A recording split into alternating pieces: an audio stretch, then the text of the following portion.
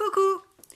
Aujourd'hui, je vous propose de réaliser un petit projet de circonstance autour de Pâques, donc des petites boîtes pour mettre vos petits chocolats de Pâques. Bien sûr, vous pouvez tout à fait réutiliser ce projet pour toute autre occasion et pour mettre, bien sûr, tout ce que vous souhaitez à l'intérieur. Ici, ce que je trouvais plutôt intéressant, c'est que le format des petites boîtes, vous allez voir, va vous permettre de mettre les petits chocolats dont je ne citerai pas la marque, mais qui sont parfaitement eux aussi coordonnés au set de tampons que je vais utiliser aujourd'hui, soit le set de tampons Bienvenue à Pâques, où on retrouve un petit lapin, un petit agneau et un petit poussin, ce qui correspond parfaitement aux petits chocolats qu'on peut trouver dans le commerce. Alors je vais vous proposer deux versions de ce projet. Donc une version qui se ferme avec une petite pince à linge et une version avec une petite cordelette. Et ces deux versions seront l'occasion pour moi de vous présenter d'abord un projet en centimètres et ensuite le projet, je vous le présenterai en pouces pour ceux qui sont plus à l'aise avec le système impérial. Alors c'est parti! Donc, pour réaliser la petite boîte, il va nous falloir tout d'abord un morceau de papier format 6 pouces par 6 pouces, soit environ 15 cm par 15 cm. On va commencer avec le coupe-papier et on va faire donc des traits de marquage qui devront correspondre au plan de coupe suivant. J'attire votre attention sur le fait que si votre papier a un motif, par exemple une écriture dont le sens de lecture devra être respecté, le côté haut et gauche devra être aussi le côté haut et gauche de votre motif. Moi, en l'occurrence, c'est pas très gênant là pour le papier que j'ai choisi, mais par exemple pour ce papier-là, si je voulais que les rayures soient donc à l'horizontale, je viens positionner tout d'abord mon papier dans ce sens-là, ou si je souhaite que les rayures soient à la verticale, je viendrai d'abord prendre mon papier dans ce sens-là. Alors, notre premier trait de marquage va se faire à 4,5 cm. Puis je déplace mon papier vers la gauche jusqu'à 7 cm, puis 11,5 cm, et enfin 14 cm. À partir de ce moment-là, je vais faire une rotation à mon papier d'un quart de tour. Donc, et je viens me positionner à 2,5 cm.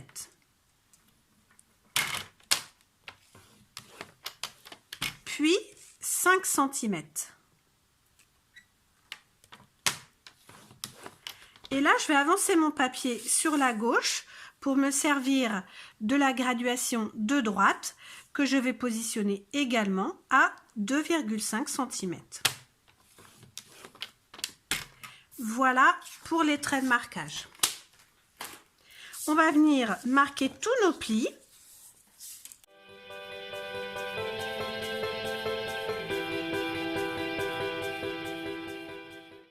Voilà. Et maintenant, on va se servir de notre plan de coupe pour retirer toutes les parties inutiles et puis pour venir biaiser aussi les petits onglets qui vont nous permettre d'assembler notre boîte. Voici donc ce que l'on obtient. On n'a plus besoin de ça. Ces deux parties ici vont nous servir pour créer le petit revers ici de la boîte. Donc on va s'occuper de ça en premier, déterminer aussi le côté que vous préférez pour l'extérieur de votre boîte. Ben, moi je vais utiliser plutôt le Vichy, donc ça formera l'extérieur de ma boîte. Donc mon revers, pour le créer, je viens me positionner du côté que j'ai choisi pour l'extérieur de la boîte et ici je viens coller cette petite partie là sur elle-même avec de la colle.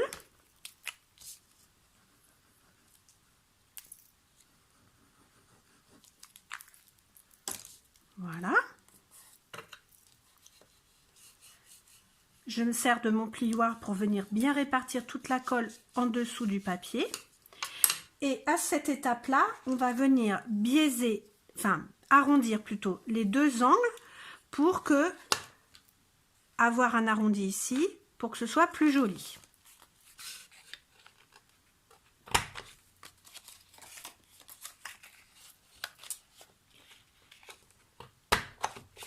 Voilà.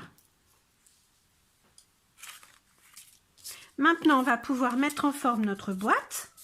On va venir positionner de la colle sur donc l'onglet le plus petit.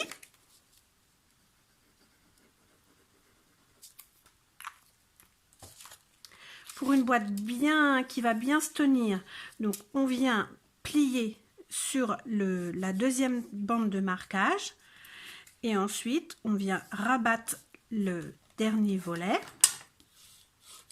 Ainsi notre boîte sera parfaitement rectangulaire et on va venir coller le fond de la boîte également avec la colle liquide. Un peu de colle sur les petites pattes d'assemblage.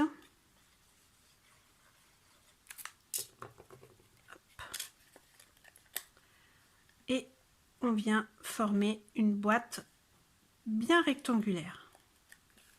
Hop. Et là, je me sers de mon tube de colle pour bien faire adhérer toutes les petites parties ensemble. Voilà. Alors, on va maintenant donner une forme à notre boîte. Donc, on va tenir la boîte avec les deux mains, gauche et droite, qu'on va maintenir entre le majeur et le pouce.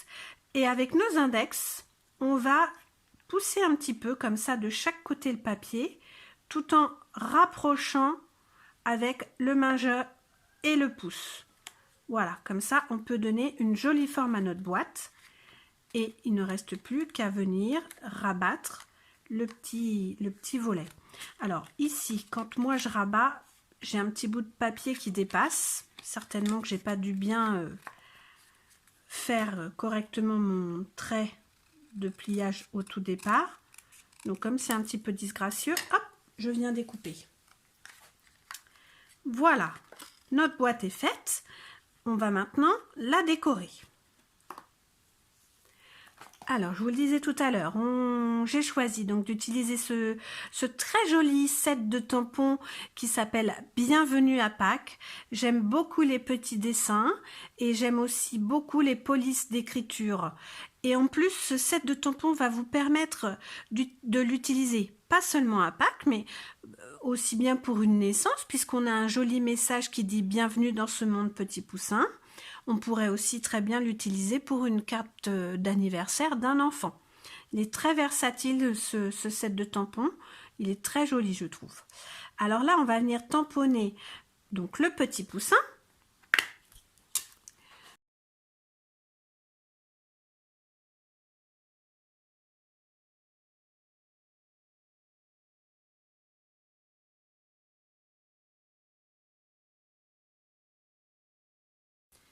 Alors, je viens prendre une petite chute de papier aquarelle et je vais venir tamponner mon motif petit poussin sur mon papier avec mon encre Versamark.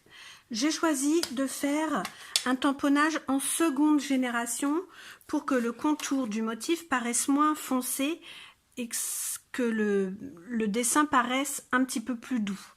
Donc c'est quoi un tamponnage en seconde génération? Je viens ancrer mon tampon. Je viens d'abord le tamponner sur un papier brouillon sur le côté. Et sans réancrer mon tampon, je viens le mettre sur mon papier aquarelle.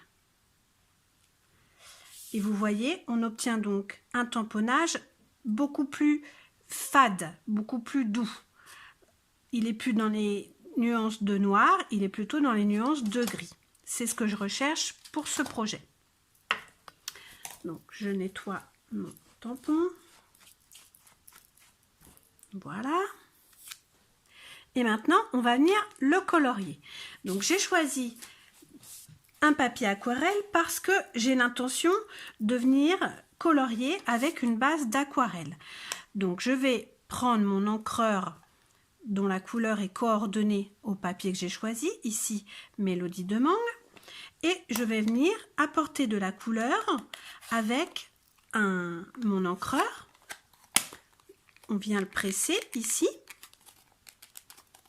pour récolter de l'encre dans le couvercle, et je vais venir apporter de la couleur dans mon petit poussin. Je vais faire couler un petit peu d'eau là pour diluer un petit peu ma couleur. Et je vais pouvoir apporter ainsi de la couleur où je souhaite. Donc si je souhaite une partie un petit peu plus foncée, eh bien je viens retremper mon pinceau dans le pigment pur, j'allais dire, qui n'a pas été précédemment dilué dans l'eau. Et si je veux encore du plus clair, eh bien je dilue encore plus ma couleur.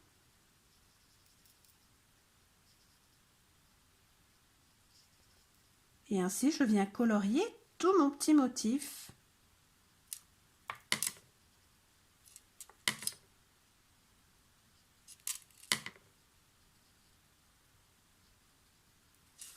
De poussin.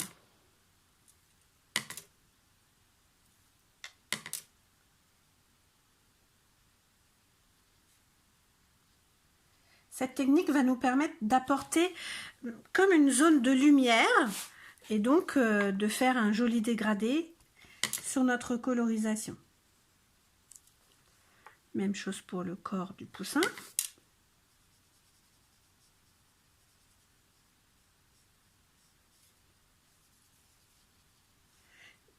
Grâce à l'Aqua-Painter, en fait, donc ce pinceau à réservoir d'eau, je vais pouvoir doser la quantité d'eau qui va sortir de mon pinceau.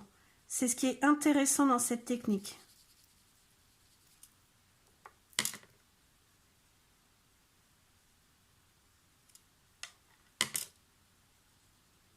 Et si je veux rajouter plus de couleur, eh bien je peux revenir sans problème aux endroits que j'ai choisis.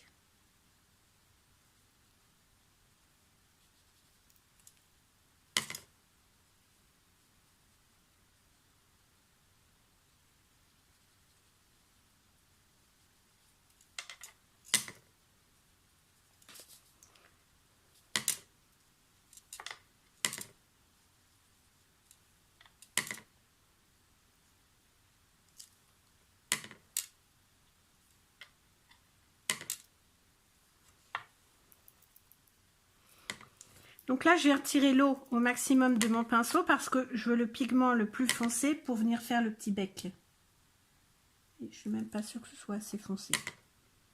Je vais venir y ajouter une autre couleur.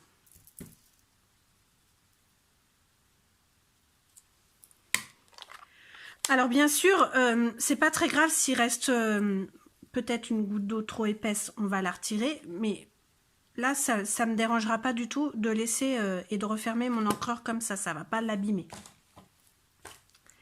Alors, je vais rajouter d'autres couleurs pour les petites pattes et la crête. Alors, hop, ici, je viens foncer un petit peu mon petit bec. Et mes pattes et la crête, je vais les faire en tarte au potiron.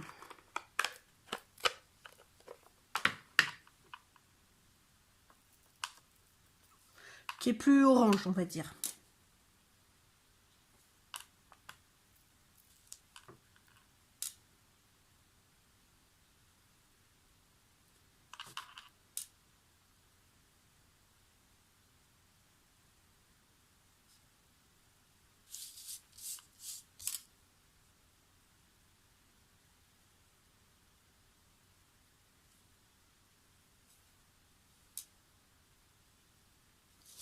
Et voilà.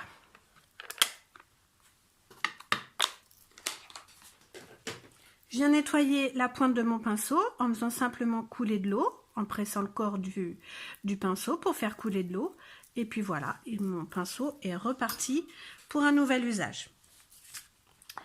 Alors maintenant, la partie peut-être que certaines d'entre vous n'apprécient pas particulièrement, mais il va falloir venir détourer notre motif en le découpant avec une paire de ciseaux.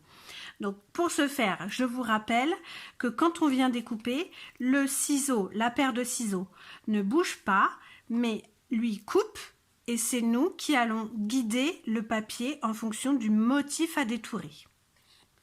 C'est parti!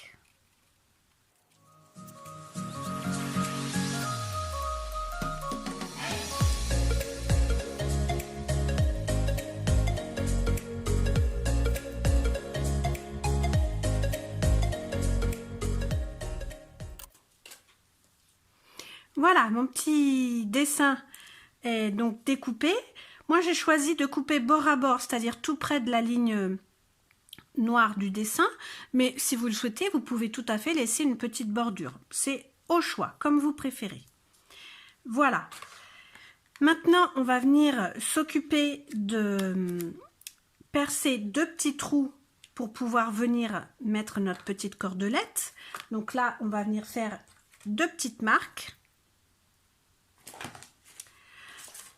À 1 cm du bord du haut du petit rabat, donc 1 cm du bord et 1,5 cm des bords gauche et des bords droits. Donc comme là on est à 4,5, je vais venir faire un petit repère à 1,5 et à 3 cm. À environ 1 cm du bord haut.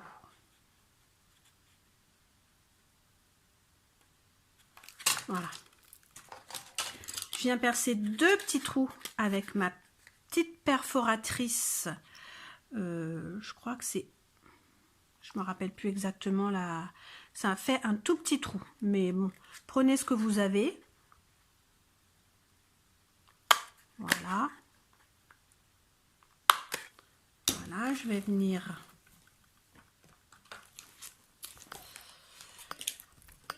si je retrouve ma gomme, je vais venir gommer mes petites traces que j'ai fait en trop.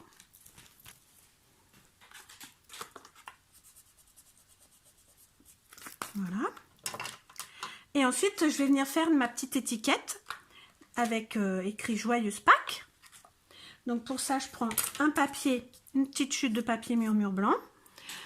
Et j'ai choisi donc le joli sentiment là, Joyeuse Pâques, que je vais venir également tamponner de la même couleur que le reste de mon projet, ici en couleur Mélodie de mangue. Hop. Tac.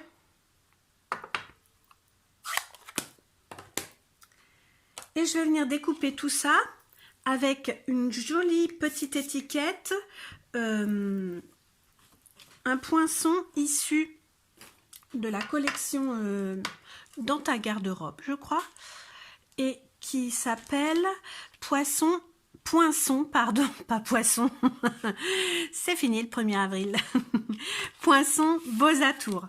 Alors, c'est cette petite étiquette-là qui va parfaitement pile poil en hauteur et en largeur pour notre petit message. Voilà. Et en plus, elle a un petit bord surpiqué qui lui amène beaucoup d'élégance. Très joli, je trouve.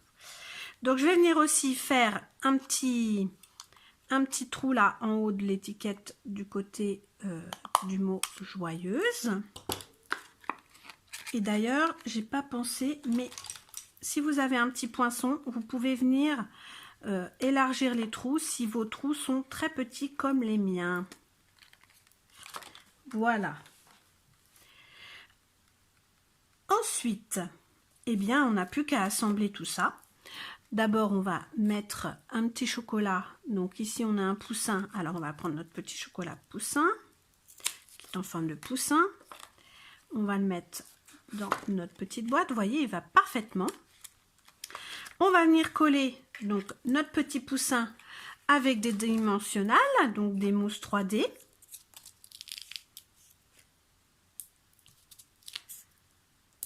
Voilà.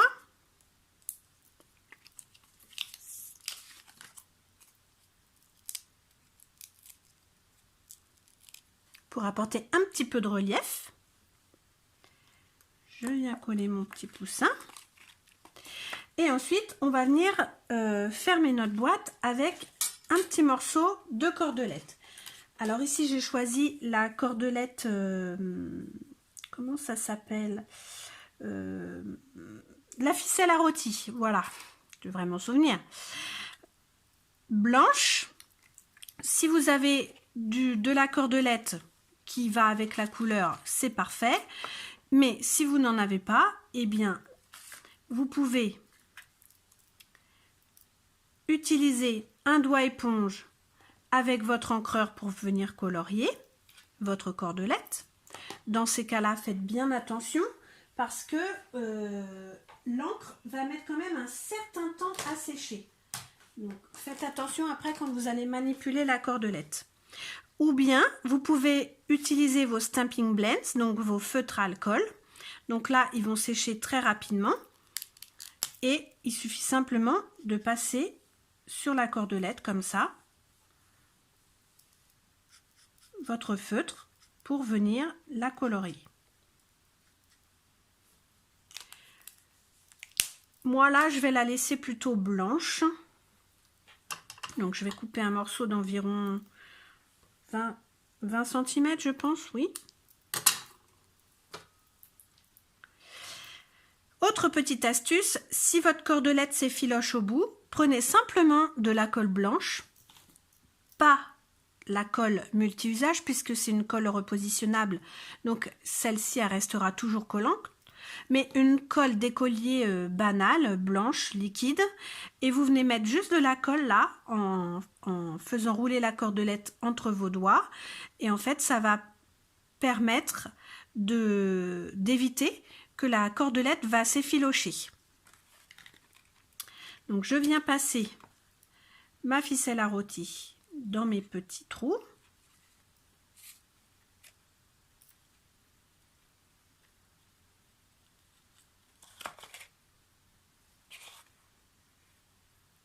Par exemple, de ce côté-là, moi, ça s'effiloche un peu.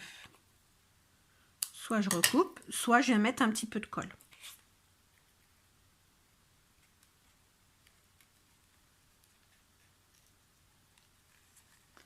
Voilà. Ensuite, je viens passer ma petite étiquette.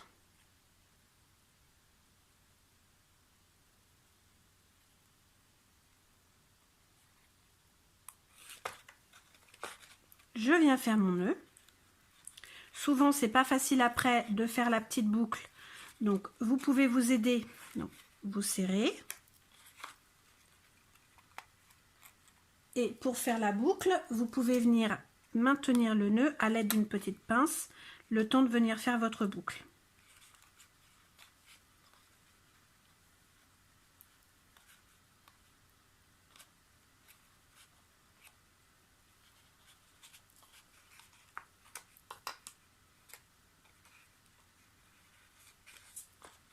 Et je viens ajuster ma petite boucle.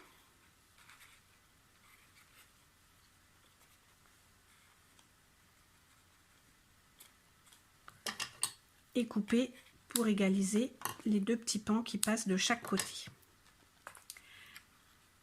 Voilà donc pour la première version avec le petit ruban, la petite cordelette. Maintenant, je vais vous proposer la seconde version qui est un petit peu moins compliquée avec la petite pince.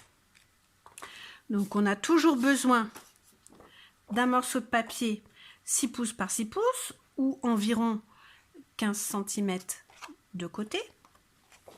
Et là, je vais vous montrer donc avec ma planche de marquage. Donc, je vous le disais tout à l'heure, faites attention au sens du papier. Moi, je vais envie de décider de mettre le papier extérieur, donc rayé, et les rayures à l'horizontale. Donc, mon premier marquage va venir se faire dans ce sens-là. Et je viens marquer un premier trait à 1 pouce 3/4, 2 pouces 3/4, 4 pouces et demi et 5 pouces et demi. Ensuite, je fais faire une rotation à mon papier d'un quart de tour et je viens marquer à 1 pouce, puis 4 pouces et 6 pouces. Et maintenant, on va marquer tous nos plis, comme tout à l'heure.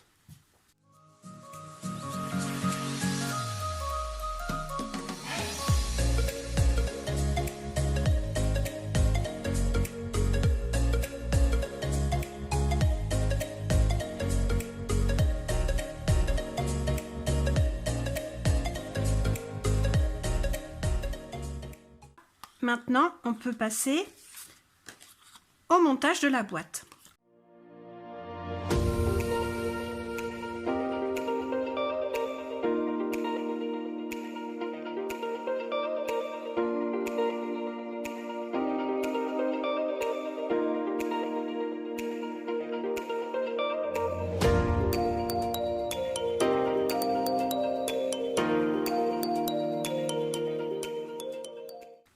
Avec mon petit rabat qui revient par-dessus d'une couleur contrastante, d'une couleur et d'un motif plutôt contrastant. Donc là, je vais venir... Qu'est-ce que je vais utiliser? Le mouton ou le lapin? Je vais utiliser le mouton, tiens. Le petit mouton. Donc je vais venir mettre un petit chocolat en forme de mouton.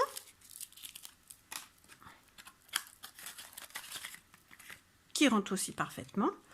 Et je vais venir préparer donc le décor de ma petite boîte. Comme tout à l'heure, donc je viens tamponner sur du papier aquarelle mon motif mouton en seconde génération avec de l'encre Versamark. Et cette fois-ci, je vais vous montrer comment venir apporter un petit peu de couleur, mais cette fois grâce à vos crayons aquarellables. Alors les crayons aquarellables, ce ne sont pas des crayons de couleur traditionnels. On ne vient pas mettre un aplat de couleur sur tout un motif. Au contraire, on vient poser justement le pigment là où on souhaite avoir des zones plus foncées, qui donc représenteront les zones d'ombre. Donc ici, je vais toujours coordonner la colorisation avec le papier que j'ai choisi. Donc ici, on a la couleur grappe gourmande, c'est un Parme couleur grappe gourmande. Donc, voilà le grappe gourmande. Et puis le petit mouton, bah, normalement un petit mouton ça a la laine blanche. Donc là je vais plutôt utiliser mon gris pour apporter des zones pas totalement blanches, mais apporter des petites nuances de couleur. Donc mon gris basique grès. Et le petit nez, eh bien le petit nez, je vais le faire, moi je le ferai en noir, tiens, voilà, je vais le faire en noir tout de suite d'ailleurs. Donc je viens mettre mon pigment sur la partie que je souhaite. Le haut des petites oreilles, je vais venir les faire en gris. Et donc, je vais venir apporter un petit peu de couleur avec mon crayon, là où je souhaite avoir une petite nuance.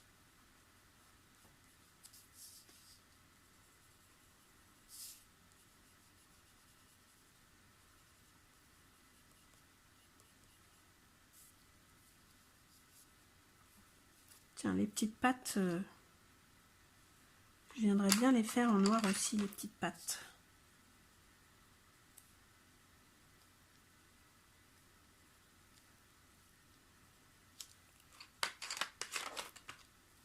Là, quand il y a des petits traits comme ça, c'est justement pour montrer une petite zone d'ombre. Donc, je viens insister justement sur cet endroit.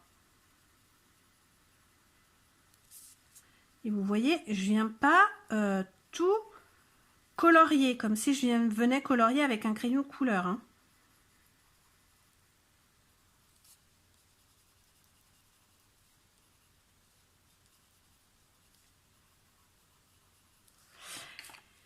Et mon petit ruban, bah justement, lui, je vais venir le faire en couleur grappe gourmande. Voilà. Alors là, j'ai deux possibilités. Ou bien, je viens à nouveau utiliser mon pinceau Aqua Painter, mon pinceau à réservoir d'eau. Ou bien, je peux également utiliser mon crayon estompe. Alors, je vous montre par exemple le crayon estompe sur le...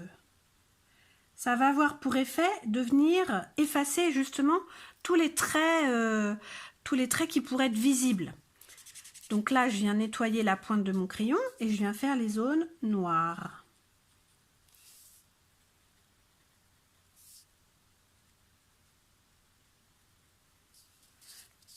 Le petit nez.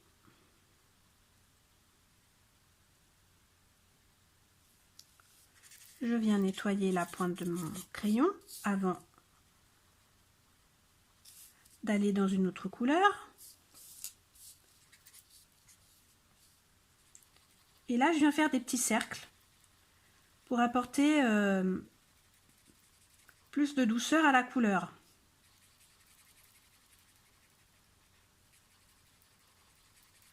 Pour la diluer en quelque sorte.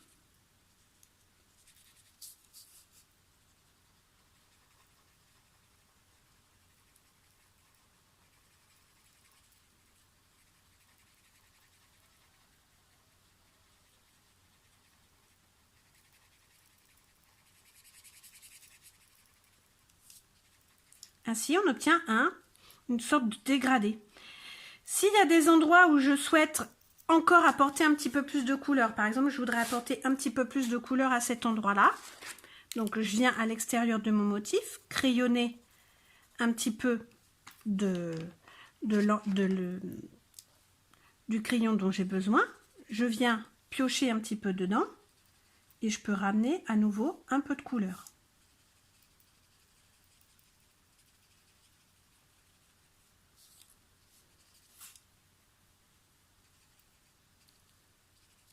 Alors maintenant, je nettoie ma mine et je vais pouvoir réutiliser pour de multiples utilisations mon crayon estompe. Et maintenant, bah, même punition que tout à l'heure, hein, il va falloir découper.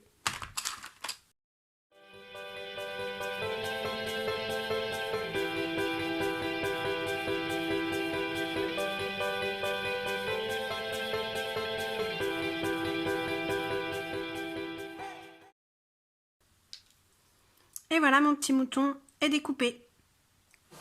Alors, je ne vous l'ai pas dit tout à l'heure, mais quand on fait un découpage comme ça, bord à bord du motif, eh bien, il est toujours souhaitable de venir réancrer donc la tranche du papier qui, elle, reste blanche. Donc, quand on a fait un tamponnage en noir, on vient utiliser simplement un feutre noir. Là, mon tamponnage est gris, donc je vais utiliser plutôt un feutre gris, parce que ça serait trop tranché, sinon noir sur gris. Et ça a deux avantages. Non seulement votre travail paraîtra beaucoup plus fini, j'ai envie de dire, beaucoup plus soigné. Voilà, c'est bien le mot, soigné. Et puis aussi, vous voyez, il y a peut-être des endroits où on n'a pas réussi à bien faire notre découpage.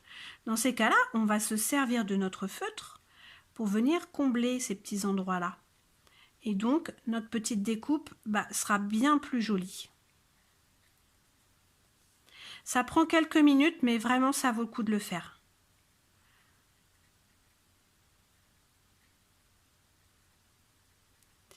Hop. Notamment dans les petits creux comme ça, là. C'est pas toujours très évident de venir parfaitement découper. Hein. Quand on a des tout petits motifs comme ceux-là. Voilà, ça a pris quelques minutes, mais vraiment, ça vaut la peine. Voilà. Et bien, comme tout à l'heure, on va pouvoir venir coller notre petit mouton avec des petites mousses 3D sur notre boîte.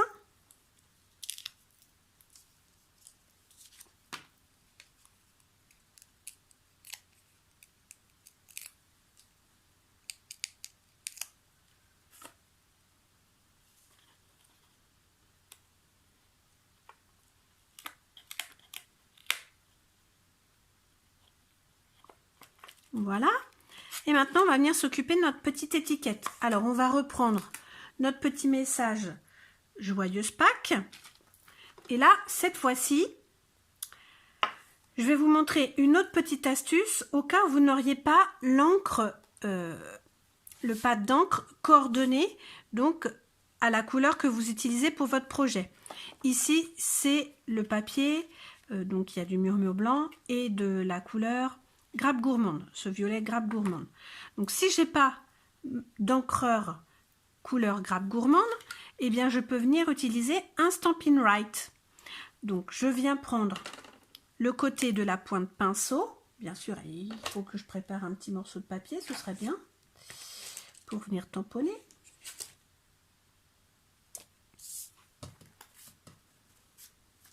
Voilà, une petite chute de papier murmure blanc. Avec l'aide de la pointe pinceau, je ne vais pas y aller sur mon tampon directement comme ça à la perpendiculaire. Non, je vais venir la pointe la plus inclinée possible et je vais venir en fait colorier le motif de mon tampon. Je ne sais pas si vous voyez bien. Voilà, je mets de l'encre partout. Et ensuite, je vais réactiver l'encre grâce à la vapeur de ma bouche. Donc, je viens souffler sur mon tampon et réaliser mon tamponnage. Et voilà. Hop. Et donc, on vient découper avec la même petite étiquette.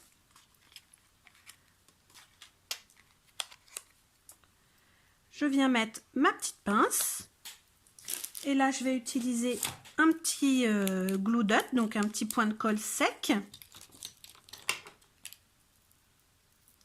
pour venir coller mon étiquette sur la pince. Je viens centrer mon étiquette. Et voilà. C'est vrai que c'est un petit peu plus facile à ouvrir avec la petite pince. On n'a pas forcément de pince, donc c'est une alternative selon le matériel qu'on dispose. Et bien voilà toutes les petites boîtes qu'on va pouvoir préparer pour offrir pour Pâques, pour les enfants, nos amis. J'espère que ce projet vous aura bien plu, que vous saurez le réutiliser et vous le réapproprier pour bien d'autres idées, pas forcément pour y mettre des chocolats, mais pour, je sais pas moi, pour mettre un petit cadeau, ce qui vous passe par la tête, faire des petits cadeaux de table aussi, ça pourrait être très sympa. J'espère que ça vous a plu, n'hésitez pas à me montrer vos réalisations et on se retrouve bientôt pour une prochaine vidéo. Bye bye!